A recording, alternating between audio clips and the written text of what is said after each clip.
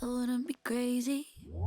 Do you remember when you said that it was love then? Kept your options open. Well, Hey everybody, it's George Holliday here from Made on the Road, the bus with a studio in it. I'm here with another tutorial this week to help you guys make better pop music. I myself am a songwriter and a music producer. I'm working with artists all the time. And this week we're going to be focusing on a whole bunch of tips and tricks to make your vocals sound wider. We're going to be looking into ways that you can record vocals to make them sound wider. We're also going to be using some plugins that can also add that effect. And we're also going to try out some plugins that quite literally will widen your vocal. If you have any questions, be sure to leave them down in the comments below and we'll make sure to answer them. And if you have any ideas on future tutorials, then also leave those in the comments down below. Today I'm going to be using Logic Pro X, but you can use this in whatever DAW you're going to be using. These techniques are still the same. All right, so this week I'm going to be using the same example that we used last week, which is a track I'm working on with an artist called Beth McCarthy. We wrote this together and I've produced it, and there's still some editing and bits to go. Now these techniques are in the middle point of what you would consider mixing and what you would consider as production. But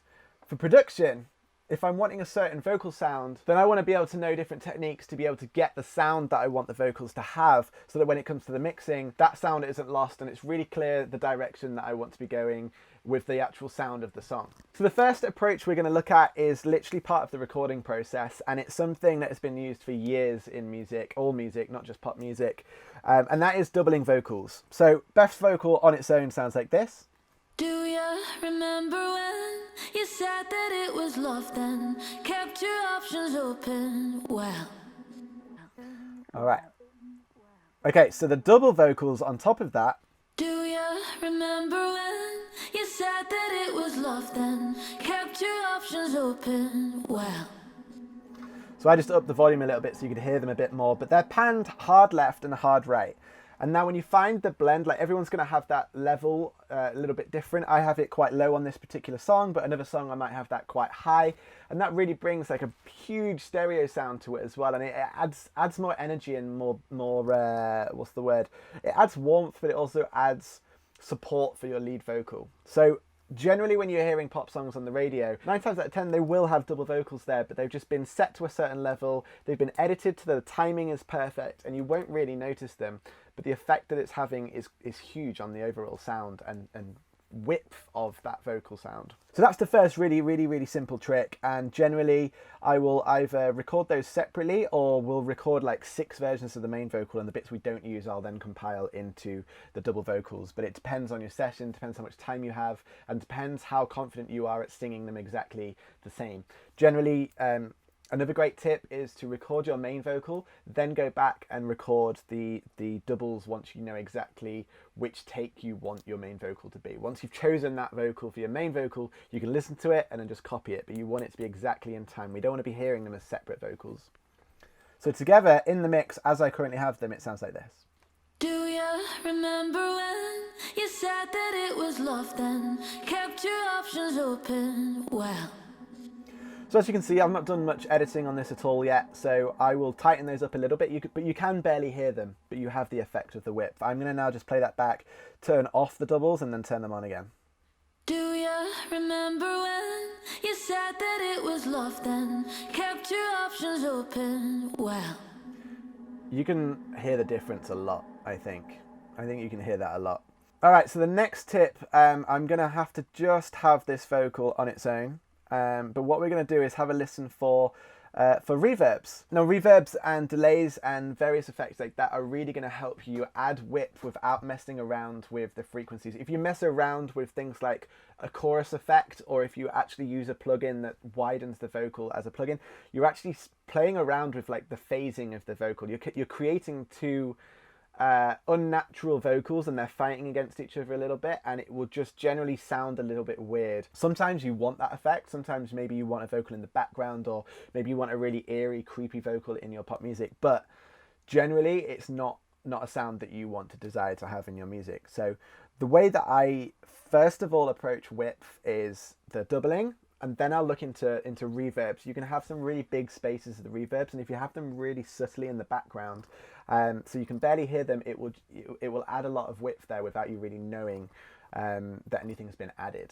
So this is what the vocal sounds without reverb. Do you remember when you said that it was love, then kept your options open? Well, all right, so I'm going to just go through that section. I use Echoboy for this, and I've actually used the preset vocal widener. This plugin is so good for being able to add echoes and delays, and you can even add like super compressed double vocals. I don't use those for like main vocals generally, but for adding width to the backing vocals, there's some really good effects and lots of things you can play around with, which we don't have time for in this video.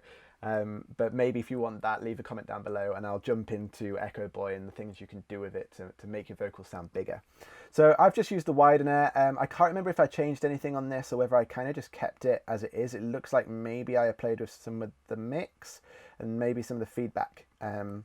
So that on its own sounds like this. do you remember when you said that it was love, then kept your options open? Well, This is a perfect example of how playing around with a synthetic widener can have like a really negative sound to your vocal. Now, if I'd applied that to the main vocal as like a main effect, then you can hear that that doesn't sound very clear. You lose a lot of clarity.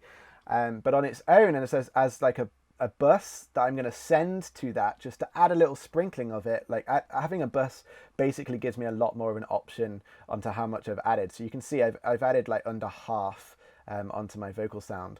But if we just have that on its own, do you remember when you said that it was love, then kept your options open? Well, so you can hear that's adding a lot of width, but it's not playing around with the main vocal sound too much. I really like the way that adds just a little something there. Now, another way we're going to look at it is directly adding a reverb. Let's look at this one. kept your options open? Well, You can just hear straight away how much that's adding. So again, by using a bus, I can dial in how much I want that to be having an effect on the main vocal. Now, what I want to do now is just, because I've got like 4 of these lined up, plus like an echo, and I'm going to talk about the echo in a short while, because that's another great way to get some width. But if I show you it completely dry, and then I'll show you it with the reverb. I use loads of different reverbs for different reasons. So one reverb like this one here, this one's making the vocal sound like it was sung like in a recording studio room rather than just in this bus, which sounds pretty dry in here. So that's that one. It's just I use the Abbey Road plugin for that. I really like it for just generally trying to recreate rooms. So I just used the vocal plate for that one. Then I've added a much larger one.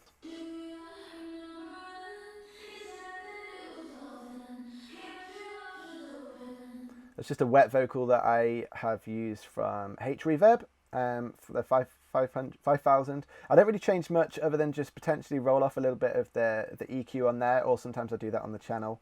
And I make sure the analog is switched off because I don't want any of that unnecessary hiss. All that does is seem to add hiss, which is a nightmare. So then the Echoboy with the vocal widener as well. And Echoboy I'm going to speak about in a moment, and a delay I'm going to speak about in a moment. So those things together sound like this. do you remember when you said that it was love, then kept your options open? Well, You can hear the huge reverb in the background. now I'm better than even out your bullshit. And you can hear the close room as well. And all these things are just adding that width, and I absolutely love it for that. Okay, so the next one I want to speak about is Echoboy to actually add an echo. This is a really simple technique just for adding the effect of the width, but it's not directly at the same time affecting the main vocal. So the main vocal is going to do its thing, and then either side you've got this echo like pinging hard left and hard right.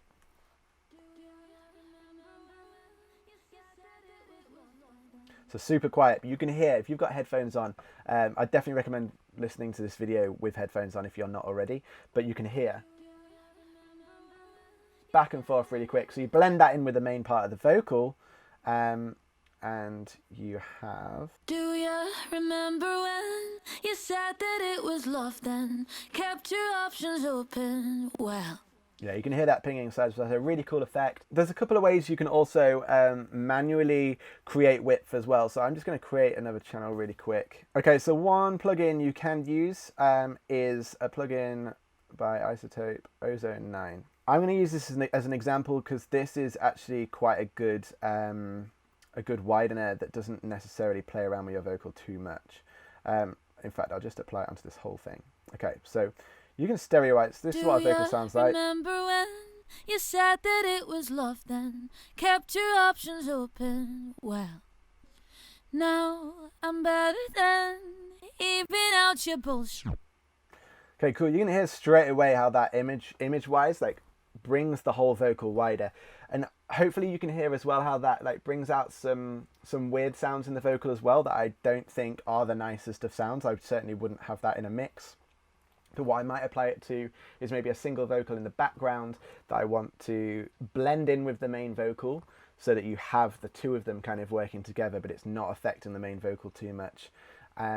It's more of a technique that I personally would use on something like a vocoder, just to really bring that out. And the vocoder already sounds unnatural, so it doesn't really matter if you change it too much, it will sound intentional. So I try to avoid these techniques as much as possible because I think you get like a really bad, you hear really bad artifacts in the audio. But that is an option. The Logic version of this, there's a couple. So you have a stereo spreader here. Now this one you can choose which frequencies. So straight away, Do you remember when? sounds really weird. It sounds like in a really weird position in my head when I do that. But you can change which frequencies it's doing. So the majority of anything sort of below maybe 3K down, 3K down is going to be not affected. And then above that is going to be spread. Do you remember when? It's a bit more central, still sounds weird to me. So what you can then do is change the order, so change which frequencies. Do you remember when you said that it was love then? Kept your options open. Well, now I'm better than even out your bullshit. You can hear how that affects it. I don't personally like using these things at all. I think it makes them sound really strange. But again, you can use these. You can use these as much as you want to create some weird sounds. And I've seen people use these and make it sound really natural. So. Do you remember when you said that it was love then? Kept your options open. Well, now I'm better than even out your bullshit. Doesn't sound too bad. Do you remember when you said that it was love then? Kept your options. Doesn't sound too bad, but I still personally wouldn't use it. But you can see the benefits of how you guys can get creative with it if you would like to use that as another option. Another neat little trick that I like using mainly on instruments, but I'll do it on the vocal, is I actually use just the Logic stock version of this as well, is to use the chorus, turn the rate down to the slowest it can go, which is 0.033 Hertz, turn the intensity up, and then play around with the mix. So this will be on full. I'm going to tab it off and turn it on. Do you remember when you said that it was love then? Kept your options open. Well. So it almost adds this effect like there's two vocals there. There's two people singing at the same time. Again, it can get a bit crazy. You don't want to use it necessarily on the main vocal, but maybe you could, and I'll just try pulling the mix down and finding a nice spot. Do you remember when you said that it was love then? Kept your options open. Well, now I'm better than even out your. It adds a little bit. It makes my head spin a little bit. But you can use that in a certain way. I use that on instruments, and I really enjoy. So like synths, if I want a really wide synth, I can use it on that. Some bass synth sounds sound really cool with that as well. Generally, the more sawtooth kind of stuff you're using, the more you can get away with adding that on. But it's very, very good way to add width. Even things like shakers or claps, things like that, it's really, really fun to use. So there it is. There's a whole bunch of ways that you can widen your vocal. I think you want to be generally using these things quite scarcely and be really conscious that the more you're playing with the stereo field, the more you're actually playing with the actual quality of the audio as well. So if you can use it creatively, then great. If you want to use it really subtly, sometimes that's the best. My favorite way of making vocals wide personally is to use reverbs and delays and things like that. It also keeps the main vocal really central, which is good as a focus focus point for you to put everything else around. And the effects don't play around with the sound of that vocal too much if you are careful with it, especially with reverbs and delays. It's just mimicking the sound of the audio that you have in the first place. So make sure your audio quality is good. And if you're adding reverbs and delays, then it's not going to be playing around with that sound. Every other thing I just showed you will affect the quality of your audio though. So kind of big warning sign, a big flag just for you guys to be cautious of how you're doing it. You might have a negative effect on your production, but have some fun. These tips aren't to be used how I'm using them. These are just how I approach production techniques with my vocals. You guys can do whatever you want to your vocals, and most of all, just have a lot of fun with it. If you have any other questions, please stick them down below. If you have any ideas of other tutorials that you want to hear from us, stick those in the comments down below as well. Be sure to head over to our website, www.madeontheroad.co.uk, where you can hear more of our productions, including Beth's song, and also you can find my brand new course, Building the Life You Want to Live as a Working Musician, where I speak about how I made living in a bus, traveling the world, seeing the things I wanted to see, doing the things I wanted to do every day, work around being a full-time musician, producing and running a business at the same time. So if you want to do something similar with your life as a career, or if you're an artist, if you're a producer, or if you're a session musician, if you're creative in general, I think that course will be absolutely perfect for you to start building that life you want to live. And other than that, guys, stay safe, look after each other, and remember, never stop creating. I wouldn't be crazy